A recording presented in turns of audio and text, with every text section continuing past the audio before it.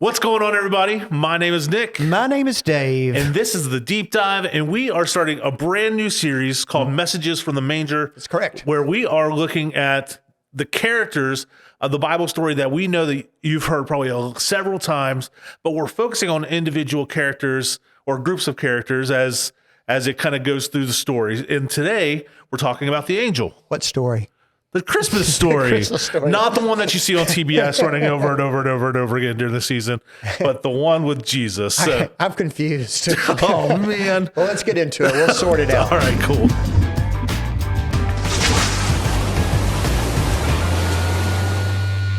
Dave, well, I know we sometimes dabble into sports podcasting. Oh, God, no.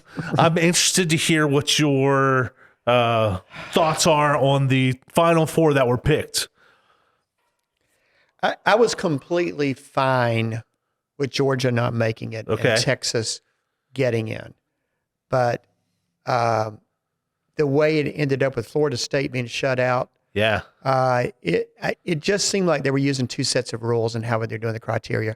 I'm okay with it. I mean, I knew in my heart Georgia wasn't quite up to what the last two have been, but it just seems like... But you still think they were one of the top four teams in the nation? I do think they should have made it, but if, you had those three undefeated teams, they should have put it in there. And so then Texas should have gone in because Texas beat Alabama, Alabama beat Georgia, they won their conference. Right. But it is what it is. It is. I guess now I'm a Michigan fan. I don't know. Oof, that's a tough sell for me, but I don't know who I'm rooting for. Maybe I'll go with Washington just for fun. They're going to lose. Just for fun. Why not? Let's have a little havoc. But it's crazy. And I do feel for the FSU fans out there. I mean, there's nothing more they could have done. And they basically were said, well, because you have your third string quarterback and you still won, we don't think you're good enough anymore. And it was like, that's kind of crappy. But anyway, let's jump into what we're here to talk about. And that's the angel. That's right. Well, let's talk about this series too, because we are doing looking at four different characters from the Christmas story. Okay. The nativity story. It's called Message from the Manger. And so each week we have a character that's acted out to begin the service. And so last week it was the angel. Right. And then we looked at, there's a lot of angel text in the Christmas story, turns out. Yeah. And so there's, of course, the famous one with the angel appearing to the shepherds.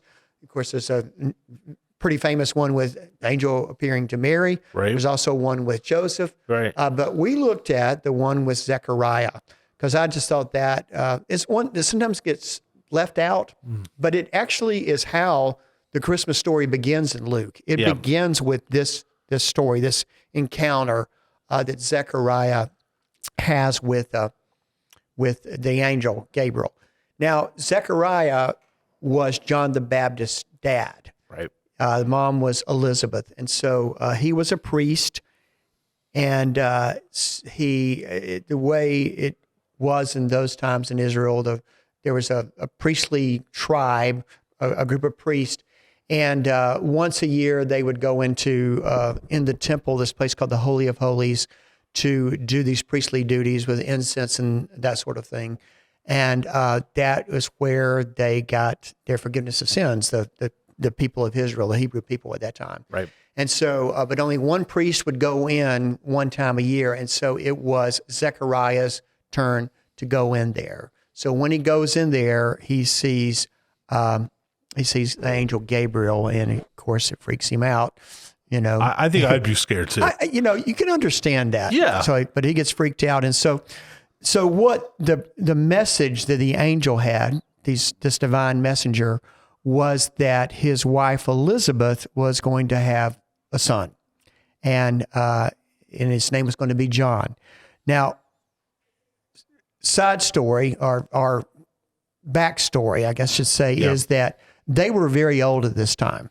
They had been praying all their lives for a child because that's how, in that time, people pray for children today too, but particularly in that day and age, that was a sign of God's blessing in your life, was to have children. And so they hadn't had children, and now they were up in age. And so there is this, also sounds very familiar to another story, right? Mm-hmm. Which is Abraham and Sarah, who were also up in age. And so I think that's intentional. I think it's sort of something that you can lay over the other story. And so you have these, this older couple that suddenly got this news that they're going to be having a baby. Right. In the Old Testament, in the Abraham Sarah laughed. In this story, Zechariah kind of doubts. And so the way I laid out the text on Sunday was I read down to the portion, and then I skipped over a portion, and really where I think the angel is going into some detail as to who this child would be. Right. And he is going to be this person who's the forerunner of the Christ, and specifically some of the things that he was going to do.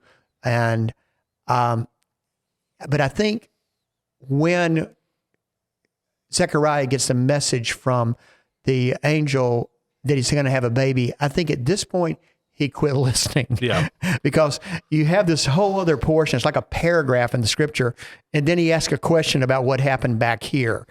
And so he was thinking like, wait, what does this mean? I got to get all this stuff ready. Wait, what was happening? Yeah. So that's kind of a human trait too. Have you ever done that? Like somebody's told you something, then they go, I'm already figuring it out. And you're already figuring it out, and you're already having your response. Yep. And in this case of like, why this isn't going to work. Right. And so, he said, I hear you, Angel, but let me give you the 50 reasons this should not happen this way. Right. That's right. Yes. Yeah. He'd already had, not that he didn't want to have a child, but just that this, are you sure? Yeah. And so I really I hope I wasn't taking too much of a leap in the way I interpret that next part, but it's like Gabriel almost gets a little miffed at him. He's like, I'm Gabriel, dude. Yeah, I stand in God's presence. Right. What I've come to tell you is good news. Right. And because you haven't, received this, because you doubted, then you are going to be mute. You're not going to be able to speak until this baby is born. Right. And so that set up my major point, and that is that if you're reading through Luke, the Christmas story that we all know, and this part often gets left out because there's only a few Sundays leading up to Christmas Eve and Christmas Day. Yep. And so there's so many texts to choose. This is a text that often doesn't get preached around Christmas. And I'm glad I got to do it this year because I think we need it this year. Yeah. Because my point was the Christmas story in some ways begins in silence. Mm. And so then in the service, I had some silence. I created a silent space for it. You had a moment of silence for sure. Yeah. I was watching the clock. I think I went like a minute and a half. Yeah, it was. I was like, he's gonna go to. Oh nope. We're still going with this. You know what I mean? And had we not had so much in the service, I might have even gone longer because it didn't really get to the point of being awkward for me. Yeah. And I wanted it to get to the point where it was beginning to get awkward. I was sitting there going, man, this is a great way to fill his sermon time where he didn't have to speak as much. He had this block that he just I'll play it. Well, I mean, I hoped it would be memorable and create a point. Yeah. And that is that sometimes two points. One is that oftentimes we don't hear God's voice, or if God is speaking to us, we've already kind of figured out what our rebuttal is going to be. Mm-hmm. Just like we might have in a conversation where somebody's trying to tell you something, explain something, and you hear up to a point, then you stop, and you've already decided what you're going to say, what you're going to believe, what your response is going to be. Yep. And I'm kind of making the point that's what Zechariah did. Right. And instead of sitting back and being quiet and just sort of being in the moment and really listening and hearing what is being said. Yeah. So I think it's important for us. The other thing is that we can sometimes be uncomfortable with silence. You ever been like riding someplace with somebody and, you just feel like you gotta, you're driving down the road and you just feel like you gotta keep up a conversation, even though it Absolutely. awkward. Yeah. Yeah. And I'm terrible at small talk, so that's hard for me. Yeah. But there's always that point where it's like, okay, we don't have anything naturally to talk about. And you kind of just force it. You're like, so the weather, isn't it weird? It's always weird in Georgia or whatever. Right. I feel like the more comfortable we are with somebody, the easier it is to talk to them, but also to be in their presence and to be in quiet and feel like you don't have to talk all the time. Yeah. And so, I think there's some real parallels to us in our relationship with God, particularly in worship. Yeah. That, and we do, as we plan worship, we're trying to fill up space and making sure there's good transitions and all that kind of stuff. We're trying to be good stewards of the time. Hey, there's not much you schedule where there's not downtime because you feel like that ruins the flow. But I think it would be helpful at least to create those spaces for quiet, not that we're doing anything, but that God might just speak into those moments. You know what I mean? Yeah. Yeah. I think so. And I think especially coming into the season, it's so particularly important to find those spaces of quiet. I think to kind of go back to the human condition of it where we're just so nervous about it. I think of even like my family, when the power goes out. Yeah. We have so much like ambient noise that you don't really recognize around your house because amazing. it's just that constant hum. But as soon as the power goes out and the fan shuts off and the humidifier shuts off and all this stuff, you're like, oh, this is eerily quiet. Yeah. Like, do you know what I mean? It just feels that different level of like, ooh, this is weird. But I'll also say that sometimes when I'm driving, I found that like if I don't turn on music and stuff like that, I'm able to think so much clearer. You know what I mean? Like I'm able to kind of zone out and I really appreciate some quiet spaces sometimes, but I feel like I almost have to be like in a space to receive it. I think maybe as you were saying, like in a space to where I'm not thinking about the 5 other things that are coming up. Like I'm just kind of in a space that I'm like, I really appreciate this quiet time. Yeah. I hear you. And Zechariah, I don't think that was a choice for him. No. It was kind of thrust. And I think there's all sorts of ways that we could interpret or make illustrations out of what happened with Zechariah.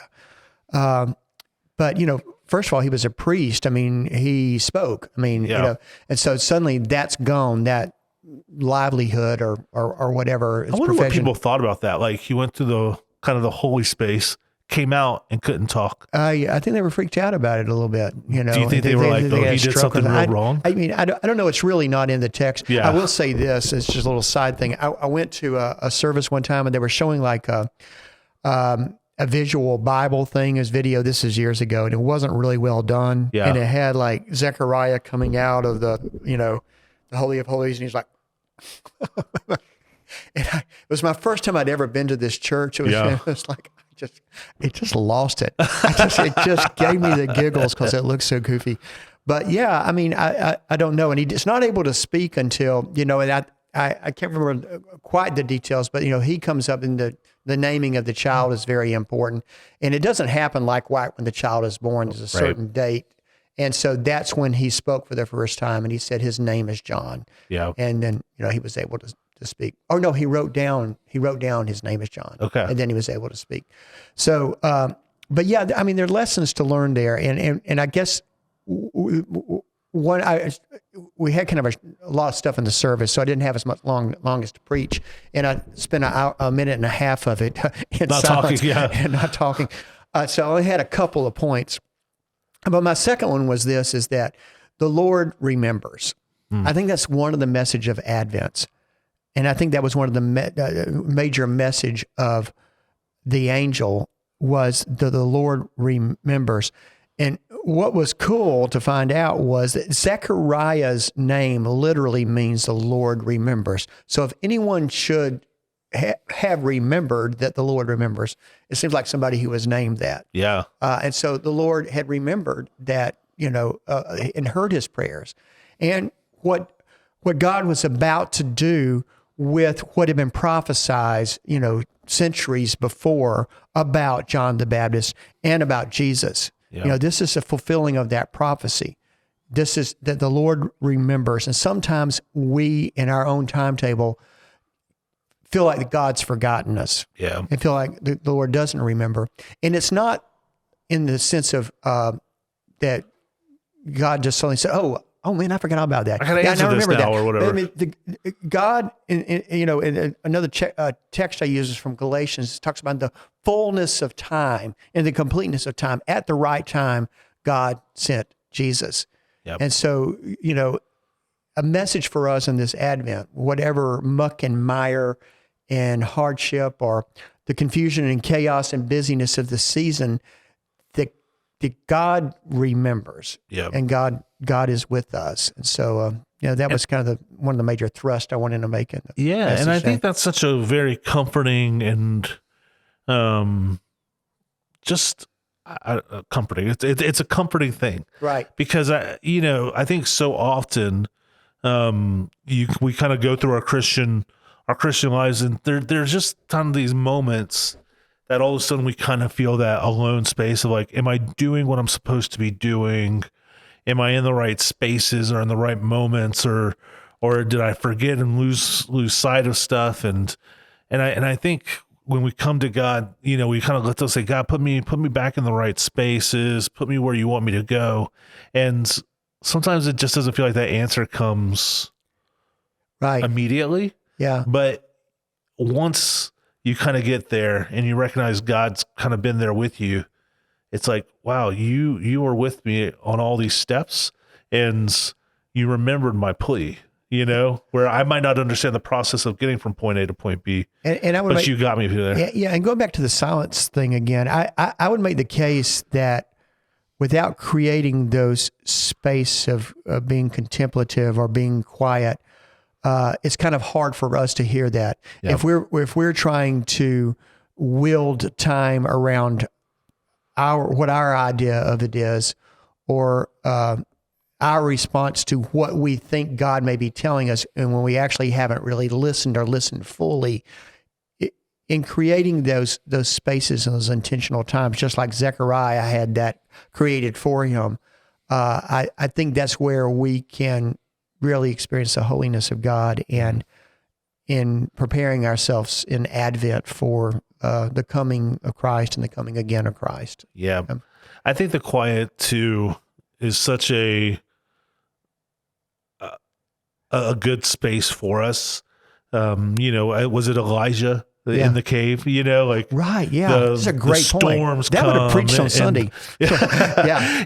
That all this stuff happens in these loud, these big spaces, and it gets your attention, but the Lord's voice came in this quiet wind whisper, you know what I mean? And I think just sometimes we have to just set ourselves in these spaces.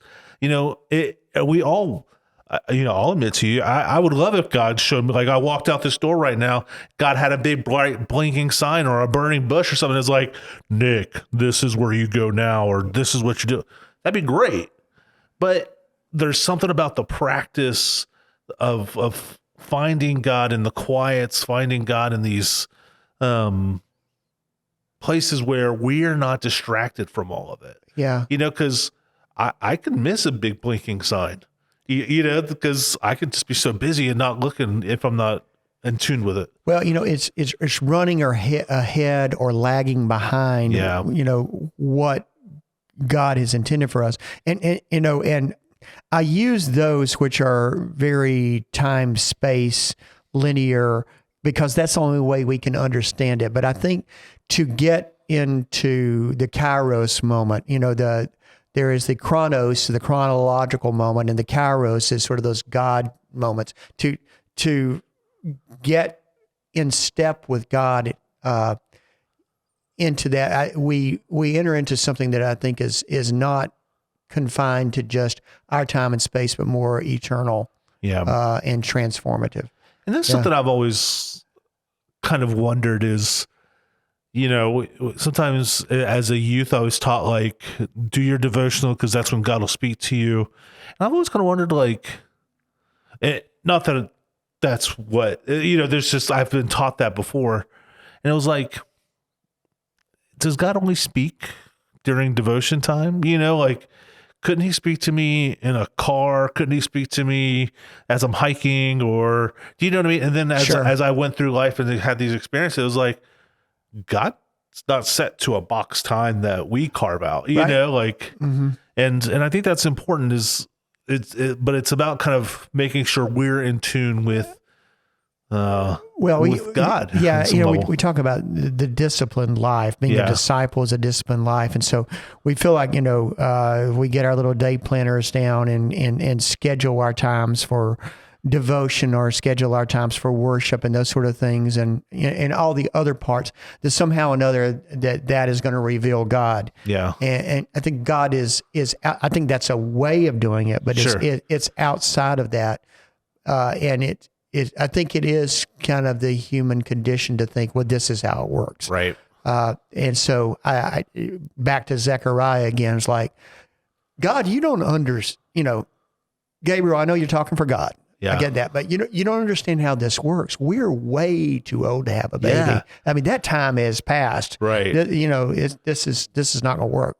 And I love that. I mean, I love that response, and I'll tell you why I love that response. And I love Sarah's even when she just laughed. Yeah. You know, because they feel like it shows so much of their humanity of like these aren't like super holy people. You know what I mean? That are like.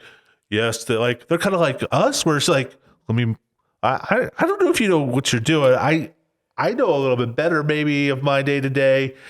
A baby, I can't do a baby with his back, you know what I mean, or whatever. But or biologically be able to have a baby, biologically, I love seeing that humanity side because it just reminds me each and every day that like God uses people. When he uses them, it's not about this like being set apart only for, I don't. Do you know what I'm saying? Right. Like maybe you could translate better for me, but like it's just like you're not this superhuman or whatever. You're just a normal person, and God can use that. Well, I mean, we're going to see that this Sunday as we talk about the shepherds. Yeah. But it is. I mean, and I think that's part of the whole Advent Christmas story.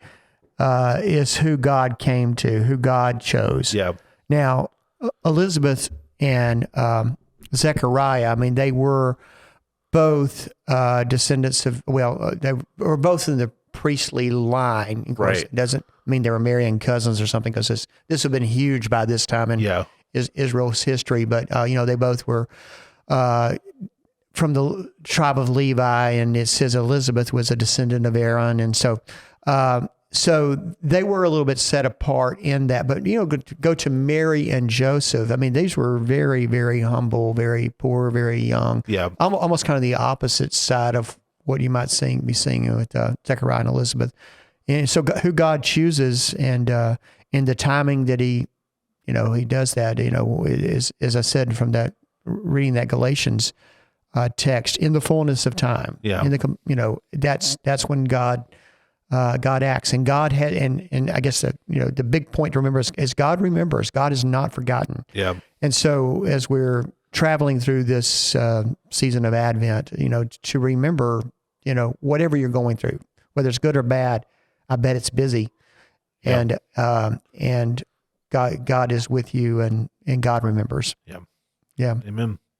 Well, as we're kind of wrapping up. Very consistent to our normal routines is you know where to find us if you want to chat, if you have any feedback on what we're talking about, if there's something special about the Christmas season that you want to share with us, we'd love to hear any of that stuff. So drop it in the comments on the YouTube, the Facebook, wherever. You just kind of gave us a snippet into next week. So yeah, anything else you'd say? Yeah, I would say this, and looking back to last week too, it's the time of year we're singing those Christmas carols. Yeah. And for some reason, I just really loved doing those Christmas carols this past Sunday, and of course we got another group of them this Sunday. And so, I encourage you to either tune in or hopefully come in person and be a part of, because worship at this time of year is very special. Absolutely. Yeah. Come be a part of the community. We'd love to have you. There's plenty of space for you. Yeah. All that good stuff. But without further ado, anything you'd like to add? Yeah. God bless. See you soon. All right. Take care, guys. We'll see you next time.